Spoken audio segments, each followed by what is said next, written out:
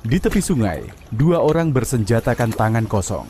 Dengan gaya bak ninja air, mereka menangkap ikan yang malang tak sempat melarikan diri. Satu tangkapan, lalu dua, ikan-ikan itu masuk ke atas perahu. Mungkin bertanya-tanya, kenapa harus aku? Tapi lihatlah wajah mereka, senyum lebar penuh kemenangan, seolah baru saja menangkap naga, bukan ikan. Di antara tawa dan percikan air, perahu mereka semakin penuh. Siapa sangka, aksi sederhana ini bisa jadi tontonan yang menghibur sekaligus bikin lapar? Haduh, jangan lupa like dan subscribe ya!